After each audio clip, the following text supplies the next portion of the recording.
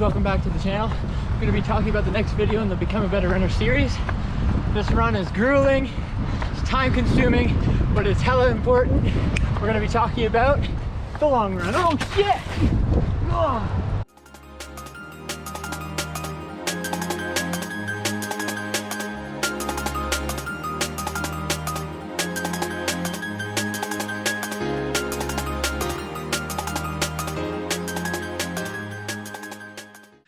Welcome back to the home front. That was a little embarrassing, but I'm all cleaned up.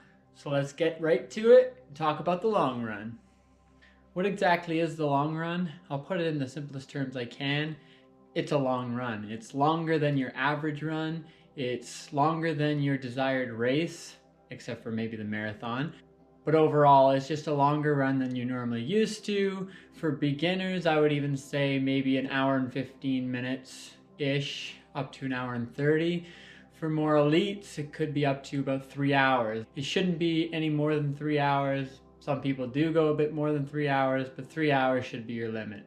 I personally usually go up to about 240, 245. Closer to the marathon, I'll probably bring it up to about 3 hours, but for the most part, it's around 230, 240 for myself.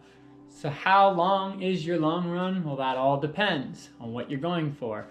The lower distances, 1500, 1 mile, 5K even, you probably don't have to go anything more than 20 kilometers. If you really want to excel, then yeah, maybe you'll do longer long runs. I know some of the elite runners who do, the 1500 or the mile, they do 30 plus kilometer runs. So I'm not saying you can't, I'm saying for, people who are just getting into the long run and you're doing a 5K, you don't have to do anything more than 20 kilometers. If you decide to, that's up to you, but it's not a necessity.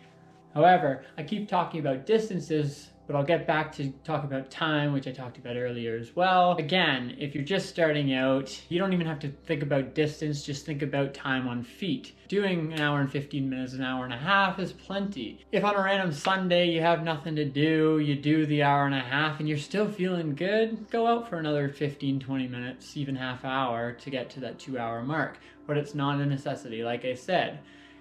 And remember, again, work up to it. Don't just jump up to an hour and 15 minutes, an hour and a half. If you're only used to running half an hour, work up to it, 45, 50, an hour, do each week, get a little bit longer.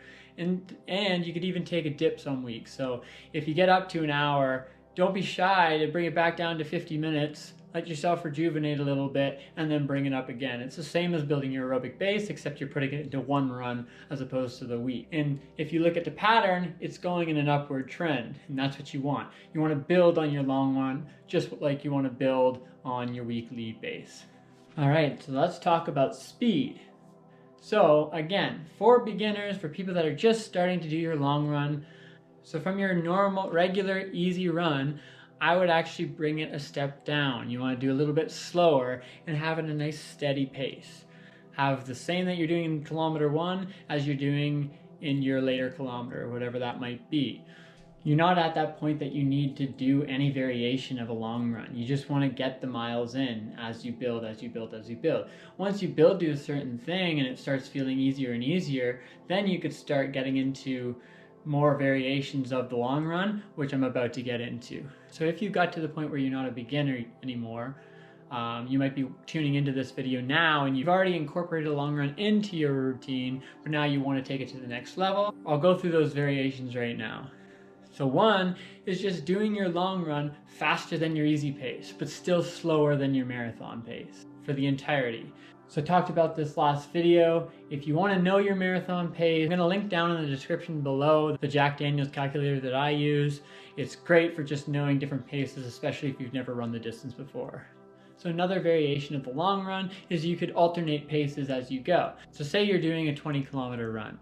Your first 5 kilometers might be easy, and then for the next 5 kilometers, increase it to about a marathon pace, which again, you could use the calculator to distinguish this. Then you do about an easy pace for, let's say, 7 kilometers, and then your last 3 kilometers actually go above marathon pace.